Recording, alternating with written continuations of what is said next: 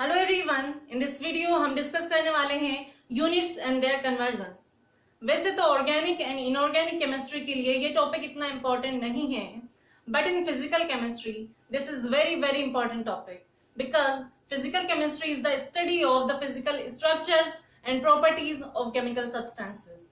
वहां पर बहुत सारे फॉर्मूलाज एंड न्यूमेरिकल्स होने वाले हैं फिजिक्स की तरह से, और जिनको सोल्व करने में हमारे काम आएंगे यूनिट्स और उनके convergence. So let's start with units. Units क्या होते हैं? तो हम सभी जानते हैं that every chemical substance has unique and characteristic properties like mass, density, volume, melting point, boiling point and etc. These all are measurable quantities. मतलब जब इनको हम मेजर करके इनकी वैल्यू पता कर सकते हैं, बट द प्रॉब्लम वाज इनको मेजर कैसे किया जाए। तो 18th सेंचुरी के एंड में कुछ सिस्टम्स बनाए गए जिनको कहा जाता है यूनिट सिस्टम, और जिनकी हेल्प से इन फिजिकल क्वांटिटीज को मेजर किया जा सकता है। 18th सेंचुरी से पहले जब यूनिट सिस्टम नहीं थे, तब जो इन क्वांटिटीज थी, फिजिकल क्वांटिटीज, इनको मेजर करने के लिए अंदाजे से मेजर किया जाता था। मतलब जैसे कि किसी सब्सटेंस का अमाउंट पता करना हो तो मुट्ठी का यूज करते थे, मतलब फिस्ट जिसे बोलते हैं, और किसी सब्सटेंस की लेंथ पता करनी हो तो हम बालिश या स्पान यूज करते थे। बट इसके साथ ये प्रॉब्लम थी कि जो फिस्ट एंड स्पान की साइज होते हैं ये पर्सन टू पर्सन वेरी करते हैं। किसी की मुट्ठी छोटी होती है तो किसी की बड़ी होती है, तो इसलिए स्टैंडर्ड मेजर बनाने की जरूरत पड़ी और उनको क्या कहा जाता है, यूनिट सिस्टम। अब ये जो यूनिट सिस्टम थे ये भी अलग अलग जगह पर अलग अलग यूज होते थे। मतलब जो फ्रेंच लोग होते थे वो डिफरेंट यूनिट सिस्टम यूज करते थे, और इंग्लिश लोगों ने अलग यूनिट सिस्टम बनाए। वो कौन कौन से थे? There were 3 different unit systems. एक तो था CGS, then FPS unit system, उसके बाद आया MKS unit system. तो ये जो तीनों यूनिट सिस्टम्स थे इनमें 3 बेस क्वांटिटीज होती थी। वो कौन कौन सी होती थी? Length, mass and time. In CGS जो यूनिट सिस्टम था इसकी फुल फॉर्म होती है centimetre gram second unit system.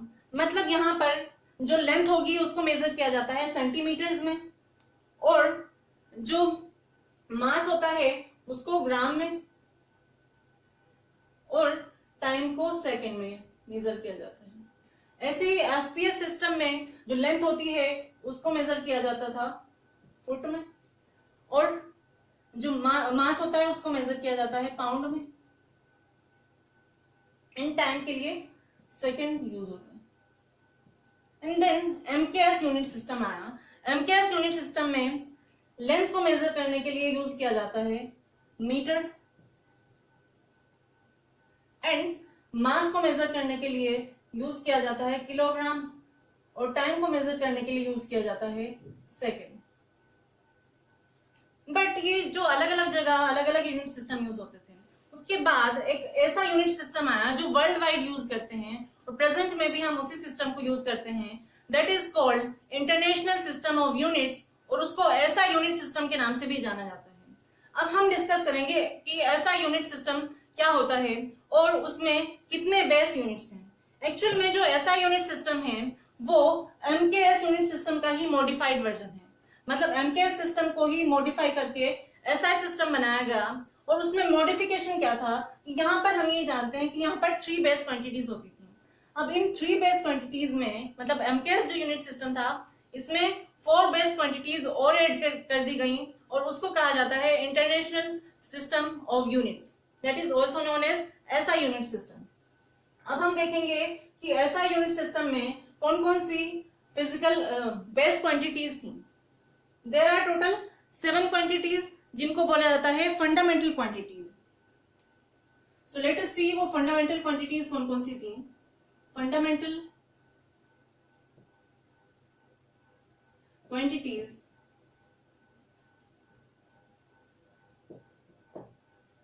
इसके साथ हम लिख लेंगे एसआई यूनिट्स, और एसआई यूनिट के लिए सिंबल कौन सा यूज होगा वो भी हम याद रखेंगे।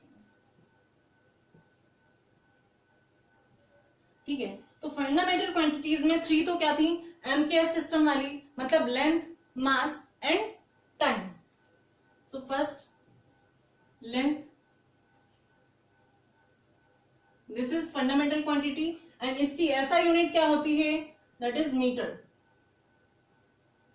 और इसके लिए सिंबल यूज होता है स्मॉल m। सेकंड होती है मास, मास की ऐसा यूनिट होती है किलोग्राम, जिसको हम केजीज से रिप्रेजेंट करते हैं। Then the third fundamental quantity is time, इसको मेजर किया जाता है सेकंड में एंड रिप्रेजेंट करते हैं एस से। देन फोर्थ क्वांटिटी जो एमकेएस सिस्टम में यूज की ऐड की गई, दैट इज इलेक्ट्रिक करंट।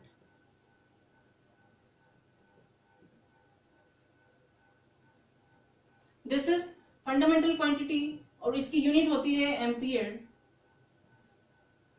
इसके लिए सिंबल यूज करते हैं A. Then the next fundamental quantity is temperature.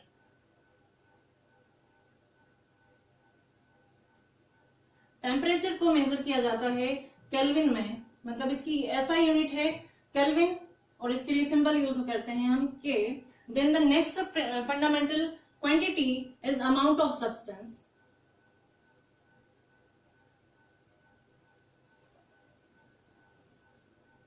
इसके लिए यूनिट ऐसा यूनिट यूज होती है दैट इज मॉल, इसके लिए सिंबल यूज करते हैं MOL। And the last fundamental quantity is luminous intensity.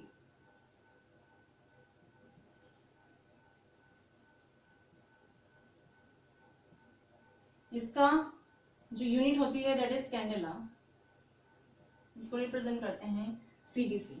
तो ये जो 7 क्वांटिटीज हैं, इनको फंडामेंटल क्वांटिटीज क्यों कहा जाता है, बिकॉज इनकी जो वैल्यू होती है ये एक दूसरे से इंडिपेंडेंट होती है। मतलब अगर हमें मास निकालना हो किसी सब्सटेंस का, तो क्या हमें उसके टेम्परेचर की जरूरत पड़ेगी? नहीं पड़ेगी। तो ये जो क्वांटिटीज हैं एक दूसरे से इंडिपेंडेंट होती हैं, इंडिविजुअली हम इनको मेजर कर सकते हैं। जैसे किसी सब्सटेंस का टाइम अगर हमें पता करना है, तो क्या हमें उसके मास की जरूरत पड़ेगी? नहीं पड़ती है। तो इसीलिए इनको बोला जाता है फंडामेंटल क्वांटिटीज। लेकिन अगर मैं बात करूं वेलोसिटी की, हमें अगर वेलोसिटी पता करनी है तो वेलोसिटी क्या होती है? Change in distance with time. मतलब velocity is equal to distance upon time, ऐसे लिख सकते हैं हम इसको। तो वेलोसिटी डिपेंड कर रही है लेंथ पे और टाइम पे, इसीलिए वेलोसिटी जो होती है ये फंडामेंटल यूनिट नहीं है, फंडामेंटल क्वांटिटी नहीं है। और इसको क्या कहा जाता है? ऐसी क्वांटिटीज जो दूसरी क्वांटिटी पे डिपेंड करती हैं, those are known as derived quantities. और इनकी जो यूनिट होती हैं उनको क्या कहा जाता है? Derived units.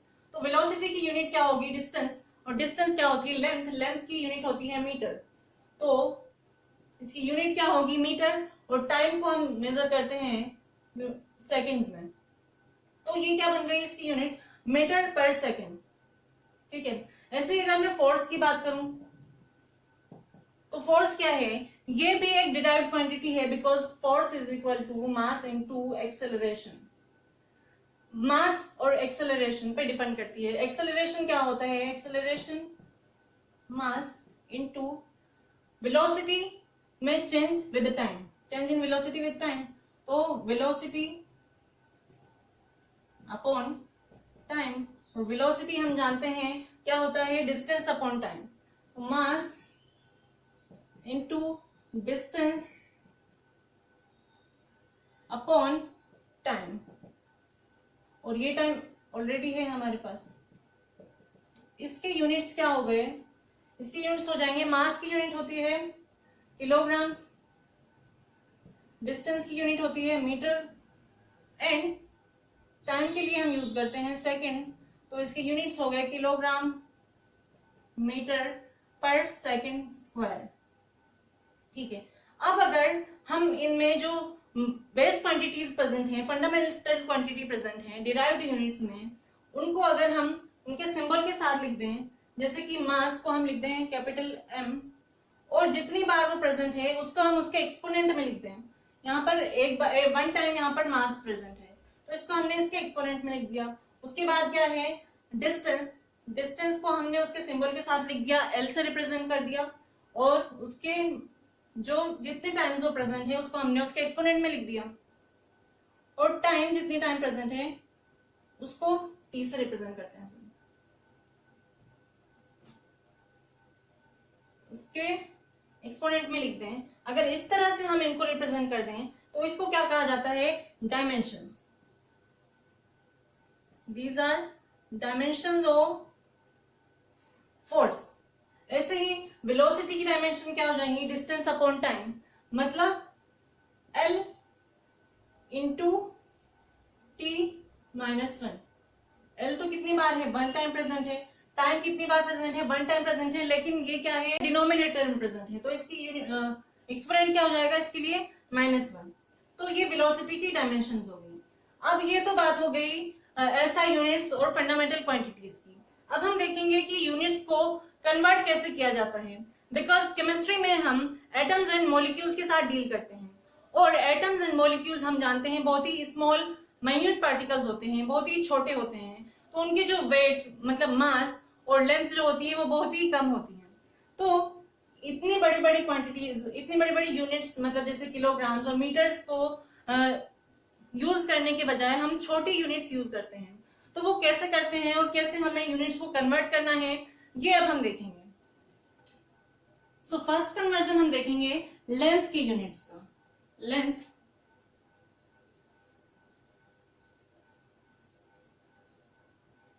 लेंथ का हमने डिस्कस किया कि इसकी ऐसा यूनिट क्या होती है, मीटर। मीटर में हम लेंथ को मेजर करते हैं। बट जो एटम्स एंड मॉलिक्यूल्स होते हैं उनके साइज बहुत ही छोटे होते हैं, उनकी जो रेडियस होती है बहुत ही छोटी होती है, इसलिए हम इनको यूनिट्स को कन्वर्ट करते हैं स्मॉल यूनिट्स में। और वो कौन कौन सी हैं, कॉमनली मतलब यूज जो यूनिट्स होंगी वो कौन कौन सी होंगी, किलोमीटर, मीटर, उसके बाद आती है centimetre, millimetre, micrometre, nanometre, angstrom, picometre and fermi. अब इसको हमें मीटर में कन्वर्जन आना चाहिए, मतलब एक सेंटीमीटर में कितने मीटर्स होंगे, या एक किलोमीटर में कितने मीटर्स होंगे, ऐसे ही एक एंगस्ट्रॉम में कितने मीटर्स होंगे, इस सब का कन्वर्जन हमें पता होना चाहिए। तो मीटर तो क्या है, अगर इसको हम वन, मतलब ये यूनिट है इसलिए इसकी वैल्यू क्या होगी, वन होगी।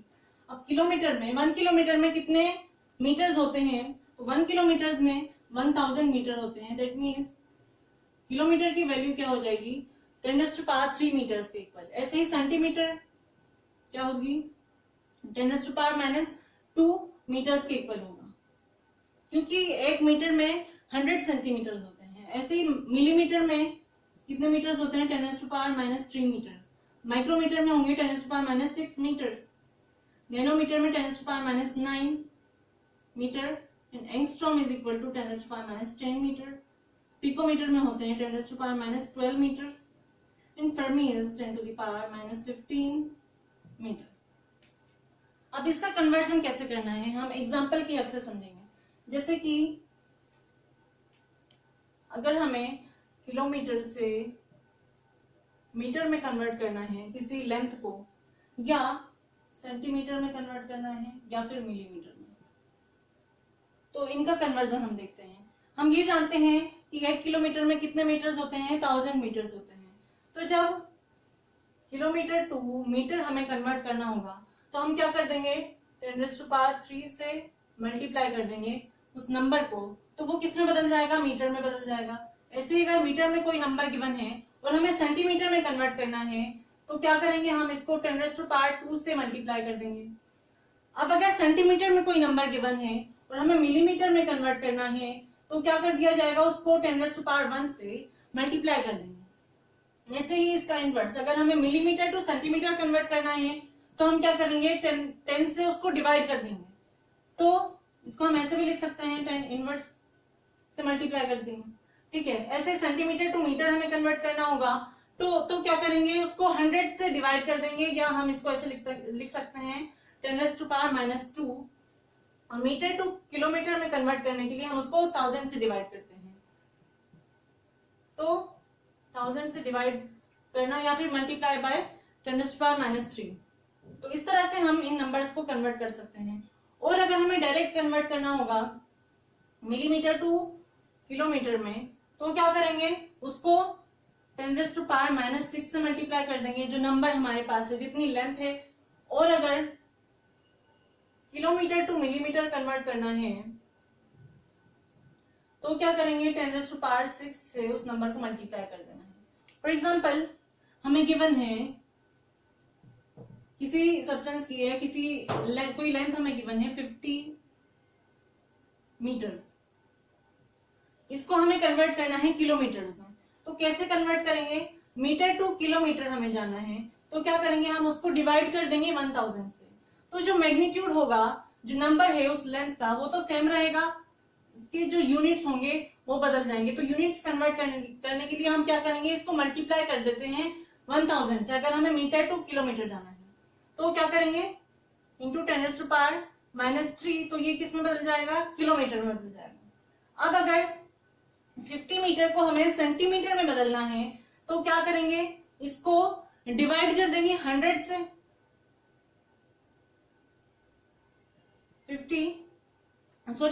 मल्टीप्लाई करेंगे क्योंकि मीटर क्या है, बड़ा यूनिट है और सेंटीमीटर क्या है, छोटा यूनिट है। तो क्या करेंगे, इंटू 100, ये बन जाएगा सेंटीमीटर। ऐसे ही मिलीमीटर में कन्वर्ट करना होगा तो क्या कर देंगे, 1000 से इसको मल्टीप्लाई कर देंगे तो ये बन जाएगा मिलीमीटर। इस तरह से हम यूनिट्स को कन्वर्ट कर सकते हैं। ऐसे ही अगर हमें कोई लेंथ गिवन है 5 किलोमीटर, इसको हमें मिलीमीटर में चेंज करना है तो क्या करेंगे, 5 इंटू 10⁻6 तो ये क्या बन जाएगा, मिलीमीटर बन जाता है। तो अब ये तो बात हो गई लेंथ की यूनिट्स की, कि लेंथ के यूनिट्स कैसे कन्वर्ट करते हैं। अब नेक्स्ट यूनिट का कन्वर्जन हम देखेंगे मास की यूनिट्स का। मास या फिर हम वेट कह सकते हैं, क्योंकि केमिस्ट्री में मास और वेट दोनों ही क्या होते हैं, सेम चीज होती है। फिजिक्स में हालांकि ये अलग अलग हैं, बट केमिस्ट्री के लिए हम मास और वेट इंटरचेंजेबली यूज करते हैं। तो जो नेक्स्ट यूनिट का कन्वर्जन हम देखेंगे वो होंगे मास की यूनिट्स। और मास के यूनिट्स क्या होते हैं, हमने अभी देखा कि मास का ऐसा यूनिट होता है kilogram, but again in chemistry kilogram बहुत बड़ी यूनिट हो जाती है एटम्स एंड मॉलिक्यूल्स के लिए, तो हमें उसको छोटे यूनिट्स में कन्वर्ट करना आना चाहिए। मास या फिर वेट, इसकी ऐसा यूनिट क्या होती है, kilograms.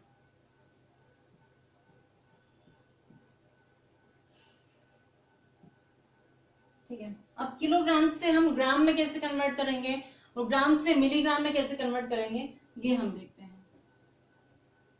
Kilograms, grams and milligrams. अब हम ये जानते हैं कि 1 किलोग्राम में 1000 ग्राम्स होते हैं। तो जब हमें किसी मास की वैल्यू को किलोग्राम टू ग्राम में कन्वर्ट करना होगा तो क्या करते हैं, उसको 1000 से मल्टीप्लाई कर देंगे, मल्टीप्लाइड बाय 10⁻3। ऐसे ही ग्राम टू मिलीग्राम में कन्वर्ट करना होगा तो क्या करेंगे, 10⁻3 से मल्टीप्लाई कर देंगे तो ग्राम वाली वैल्यू जो होगी मास की वो मिलीग्राम में कन्वर्ट हो जाती है। ऐसे ही अगर हमें इसका इन्वर्स करना है, मतलब मिलीग्राम टू ग्राम में कन्वर्ट करना है, तो हम क्या करेंगे, उसको 1000 से डिवाइड कर देंगे। तो मतलब 10⁻³ से अगर हम मिलीग्राम वाली वैल्यू को डिवाइड करें, मल्टीप्लाई करें, तो क्या बन जाएगा, वो ग्राम में बदल जाएगा। ऐसे ही ग्राम वाली यूनिट्स को अगर हमें किलोग्राम में कन्वर्ट करना है तो हम उसको 10⁻³ से मल्टीप्लाई कर देंगे। अब अगर डायरेक्ट हमें कन्वर्जन करना है मिलीग्राम टू किलोग्राम में तो क्या करेंगे, 10⁻6 से उसको मल्टीप्लाई कर देंगे, जो हमारा मैग्नीट्यूड होगा मास का उसको। और ऐसे ही किलोग्राम टू मिलीग्राम हमें कन्वर्ट करना है तो 10⁻6 से मल्टीप्लाई कर देंगे। फॉर एग्जाम्पल हमें गिवन है कोई मास 40 kg, 40 किलोग्राम, इसको हमें चेंज करना है ग्राम्स में। तो 40 किलोग्राम को ग्राम्स में कन्वर्ट करने के लिए हमें क्या करना होगा, उसको 1000 से मल्टीप्लाई कर देना होगा। तो 40 इंटू 10⁻3 अगर हम 1000 से मल्टीप्लाई करेंगे तो यूनिट क्या होगी, चेंज हो जाएगी, और मैग्नीट्यूड तो क्या रहेगा, सेम ही रहेगा। तो तो ये किस में बदल जाएगा, ये ग्राम में बदल जाएगा। ऐसे ही अगर हमें 40 किलोग्राम्स को मिलीग्राम्स में कन्वर्ट करना है तो क्या कर देंगे, हम इसको 10⁶ से मल्टीप्लाई कर देंगे तो ये मिलीग्राम बन जाएगा। अब ये बात हो गई मास और वेट की। अब जो नेक्स्ट हम यूनिट का कन्वर्जन देखेंगे दैट इज वॉल्यूम। जो नेक्स्ट क्वांटिटी है दैट इज वॉल्यूम, और वॉल्यूम की यूनिट्स क्या क्या होती हैं वो हम डिस्कस करेंगे।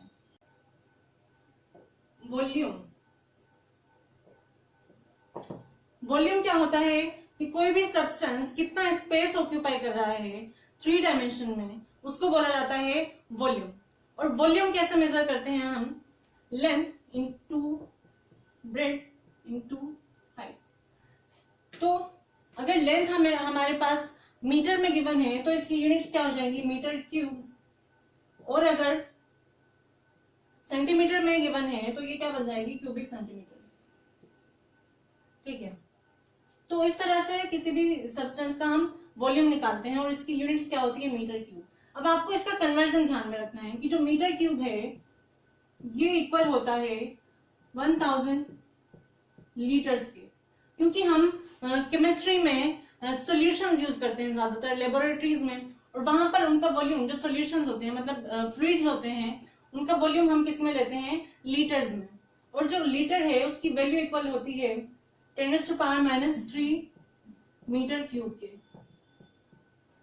ये कन्वर्जन आपको पता होना चाहिए।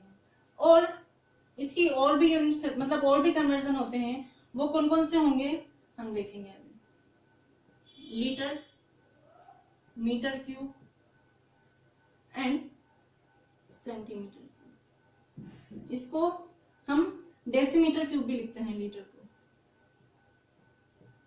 और इसको लिखा जाता है millilitre cube.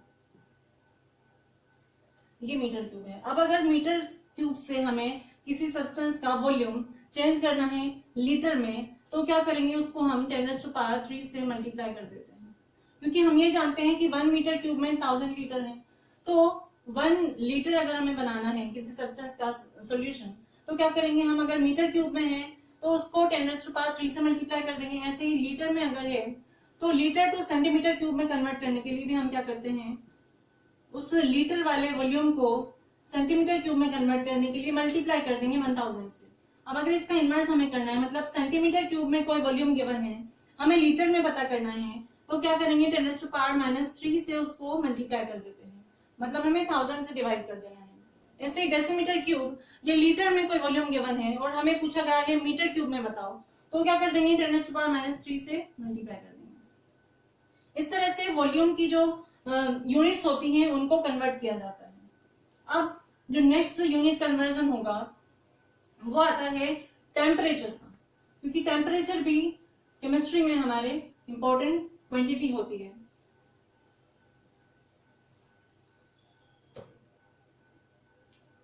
Fourth is temperature.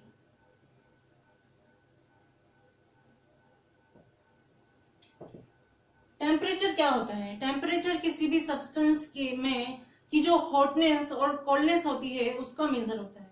मतलब किसी सब्सटेंस में कितनी थर्मल एनर्जी प्रेजेंट है उसका मेजरमेंट जो होता है उसको हम टेम्परेचर कहते हैं, और इसको ऐसा यूनिट में मेजर किया जाता है केल्विन में। इसकी ऐसा यूनिट होती है केल्विन, बट जनरली हम डिग्री सेल्सियस स्केल यूज करते हैं टेम्परेचर को मेजर करने के लिए। और हमें गिवन भी जो क्वेश्चन में होगा वो डिग्री सेल्सियस में हो सकता है, बट आपको जो डिग्री सेल्सियस का टेम्परेचर होगा उसको हमेशा केल्विन में कन्वर्ट करना है, नहीं तो आपकी जो कैलकुलेशन होगी वो गलत हो सकती है। तो केल्विन में कैसे कन्वर्ट करते हैं किसी भी डिग्री सेल्सियस टेम्परेचर को, वो हम देखते हैं। टेम्परेचर को मेजर करने के लिए एक इंस्ट्रूमेंट होता है that is known as thermometer. आप सभी जानते हो, मतलब डिग्री सेल्सियस स्केल मान लीजिए इस तरह से स्केल है, इसमें ये वाटर पर बेस्ड होता है। मतलब वाटर जिस पॉइंट पर सॉलिडिफाई हो जाता है उस टेम्परेचर को हमने डिग्री सेल्सियस स्केल में मान लिया 0 डिग्री सेल्सियस। ठीक है, यहां पर क्या होगा, यहां पर वाटर सॉलिडिफाई हो जाता है, और जिस पॉइंट पर या जिस टेम्परेचर पर वाटर वेपराइज हो जाए, मतलब वाटर वेपर में कन्वर्ट हो जाता है, उसको बोला जाता है 100 डिग्री सेल्सियस। मतलब वाटर के सॉलिड टू वेपराइज फॉर्म में कन्वर्ट होने के लिए कितना डिग्री इसका चेंज होता है, 100 डिग्री सेल्सियस का डिफरेंस होता है। यहाँ पर जो वाटर होगा वो गैसेस फॉर्म में कन्वर्ट होने लग जाता है, और इन बिटवीन दिस टेम्परेचर जो वाटर होता है वो लिक्विड स्टेट में एग्जिस्ट करता है। तो ये जो डिग्री सेल्सियस स्केल है ये वाटर पर बेस्ड होता है, और यहाँ पर 0 डिग्री जहाँ पर वाटर सॉलिडिफाई हो जाता है उसको हमने मान लिया 0 डिग्री सेल्सियस। लेकिन ऐसा नहीं है कि सभी सब्सटेंसेस हैं वो 0 डिग्री सेल्सियस पर सॉलिडिफाई हो जाए। तो साइंटिस्ट ने क्या सोचा कि ऐसा कोई टेम्परेचर पता लगाया जाए जिस टेम्परेचर पर जो इस यूनिवर्स की सभी चीजें हैं वो सभी सॉलिडिफाई हो जाए। तो ऐसा कोई टेम्परेचर है क्या जिस पर सभी इस यूनिवर्स की, इस कायनात की सभी चीज सॉलिडिफाई हो जाती होगी? वो टेम्परेचर है -273.15 डिग्री सेल्सियस। इतने टेम्परेचर पर इस यूनिवर्स की जो सभी सब्सटेंसेस हैं, सभी चीजें हैं वो सॉलिडिफाई हो जाती हैं। All matter solidify at this temperature. अब केल्विन में इस टेम्परेचर को क्या मान लिया गया? 0 केल्विन। ठीक है, -273.15 degree Celsius is equal to 0 kelvin. और आपको ये ध्यान में रखना है कि जो केल्विन टेम्परेचर है इसके साथ हमें डिग्री नहीं लगाना, बल्कि जो सेल्सियस टेम्परेचर स्केल होता है इसके साथ हम डिग्री यूज करते हैं। और एक और स्केल होता है टेम्परेचर मेजर करने के लिए, दैट इज फ़ारेनहाइट, और इसके साथ भी हम डिग्री यूज करते हैं। इसको हम अभी आगे डिस्कस करते हैं, पहले हम केल्विन डिस्कस कर लेते हैं। तो केल्विन टेम्परेचर, अगर हम केल्विन स्केल की बात कर रहे हैं तो केल्विन में 0 डिग्री कितना हो जाता है? 0 केल्विन की वैल्यू है -273.15। तो 0 सेल्सियस कितना हो जाएगा? 273.15 केल्विन के इक्वल। ऐसे ही 100 डिग्री सेल्सियस कितना हो जाएगा? 273.15 प्लस 100 दैट इज 373.15 केल्विन। मतलब डिग्री सेल्सियस के टेम्परेचर को अगर हमें केल्विन में कन्वर्ट करना है तो हम क्या करते हैं, उसमें 273.15 ऐड कर देंगे तो वो केल्विन में बदल जाएगा। केल्विन क्या होगा? 273.15 प्लस डिग्री सेल्सियस टेम्परेचर। और अगर हम एंट्रेंस की तैयारी कर रहे हैं तो हमें कैलकुलेशन में ईज के लिए इस जो पॉइंट के बाद नंबर है इसको हम नेग्लेक्ट कर सकते हैं। मतलब अगर हमें पता करना है 100 डिग्री सेल्सियस की वैल्यू कितनी है केल्विन में, तो 100 डिग्री सेल्सियस को हम क्या करेंगे? 273 में ऐड कर देंगे तो क्या बन जाएगा? ये 373 केल्विन।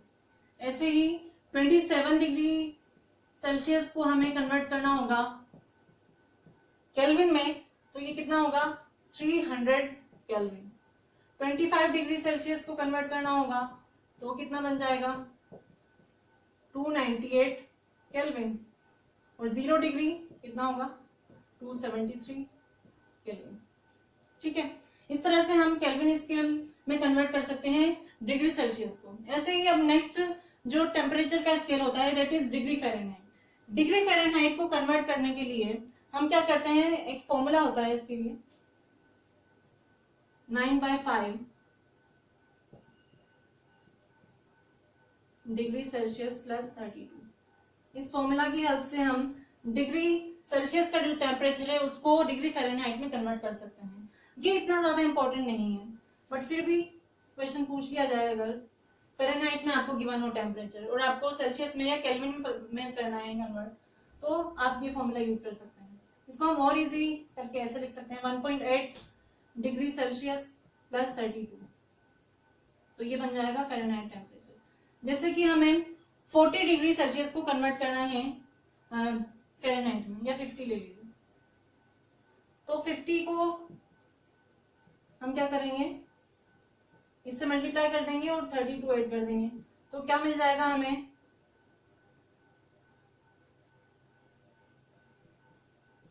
जो टेम्परेचर होगा वो फ़ारेनहाइट में आ जाएगा। ये बन गया डिग्री फ़ारेनहाइट। इस तरह से टेम्परेचर की जो यूनिट्स होती हैं वो कन्वर्ट कर सकते हैं। अब जो नेक्स्ट क्वांटिटी होगी जिसकी यूनिट हम डिस्कस करेंगे दैट इज प्रेशर। प्रेशर क्या होता है और उसकी यूनिट्स क्या क्या होती हैं और उनको कन्वर्ट कैसे करना है ये हम देखेंगे। Fifth quantity is pressure. Pressure क्या होता है हम सभी जानते हैं, pressure is force exerted by a body per unit area. मतलब pressure is equal to force upon area. मतलब जैसे मैं यहाँ पर फ्लोर पर खड़ी हूँ तो मेरी बॉडी इस फ्लोर पर कुछ ना कुछ फोर्स लगा रही है, तो पर यूनिट एरिया पर या पर यूनिट फ्लोर के एरिया पर जितना फोर्स लग रहा है मेरी बॉडी की वजह से, उसको क्या कहेंगे हम, प्रेशर। जैसे कि यहाँ ये इरेजर है, इस इरेजर से मैं अगर इस बोर्ड पर फोर्स लगा रही हूँ तो इस इरेजर का जो एरिया होगा, इस टोटल एरिया पर मान लीजिए फोर्स लग रहा है 50 न्यूटन, ठीक है, और इसका एरिया मान लीजिए 10 मीटर स्क्वायर। तो इस जो इरेजर था इसके पर यूनिट एरिया पर कितना फोर्स लग रहा है वो क्या हो जाएगा, उसका प्रेशर हो जाएगा। That is 50 newton upon 10 metre square, that is 50 newton per metre square. ये इसका प्रेशर आ गया। इस तरह से हम प्रेशर को कैलकुलेट करते हैं। तो प्रेशर की यूनिट्स क्या हो गई, फोर्स को हम मेजर करते हैं न्यूटन्स में, न्यूटन, और एरिया होता है मीटर स्क्वायर।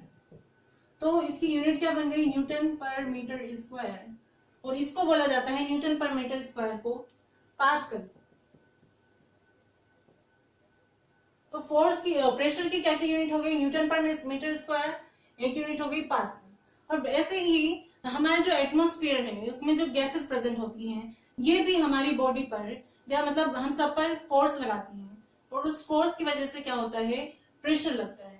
तो जो एटमॉस्फेरिक प्रेशर होता है, मतलब जो एटमॉस्फेयर हम पर लगा रहा है उसको बोलते हैं एटमॉस्फेरिक प्रेशर। और एटमॉस्फेरिक प्रेशर जो है उसको मेजर किया जाता है with the help of an instrument that is barometer.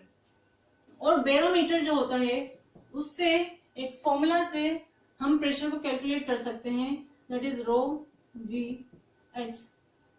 ये बैरोमीटर है। और जो एटमॉस्फेरिक प्रेशर हम पर लगता है that is equal to 1 atm। Barometer एक इंस्ट्रूमेंट होता है, इसमें क्या होता है, मर्क्यूरी, हम एक बीकर लेते हैं उसमें मर्क्यूरी भर देते हैं बहुत सारा। मर्क्यूरी क्या होता है हम सभी जानते हैं कि ये नॉर्मल टेम्परेचर पर या रूम टेम्परेचर पर लिक्विड स्टेट में एग्जिस्ट करता है। तो एक बीकर में मान लीजिए इस तरह से बीकर है, इसमें हमने मर्क्यूरी भर दिया बहुत सारा, ठीक है, इस तरह से मर्क्यूरी भर दिया। अब इस पर एक ग्रेजुएटेड टेस्ट ट्यूब हम रख देते हैं, ये ग्रेजुएटेड टेस्ट ट्यूब मतलब यहाँ पर मार्किंग हो रखी है। तो जब हम इसमें ये टेस्ट ट्यूब रखते हैं तो ये जो मर्क्यूरी का लेवल है वो यहाँ से थोड़ा सा ऊपर उठ जाता है। इससे हमें ये पता चलता है कि जो एनवायरनमेंट में हमारे आसपास जो गैसेस प्रेजेंट हैं वो हम पर प्रेशर लगा रही हैं, और इसी से एटमॉस्फेरिक प्रेशर पता किया जाता है। तो ये जितनी हाइट यहाँ पर चढ़ा है मर्क्यूरी, इससे हम एटमॉस्फेरिक प्रेशर लगाते हैं। अच्छा, ये सी लेवल की बात है। सी लेवल पर जो एटमॉस्फेरिक प्रेशर होता है या जो मर्क्यूरी है वो इस ग्रेजुएटेड टेस्ट ट्यूब में कितना चढ़ता है, 76 सेंटीमीटर तक। अब अगर हम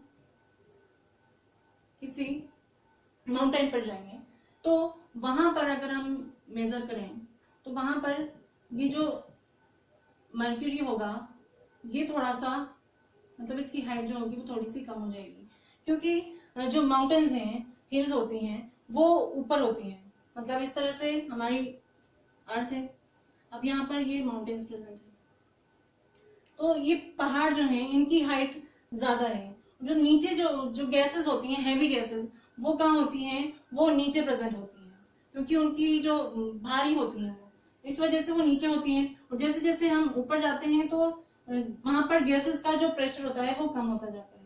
इस वजह से यहाँ पर जो मर्क्यूरी होगा उसकी हाइट कम होती है।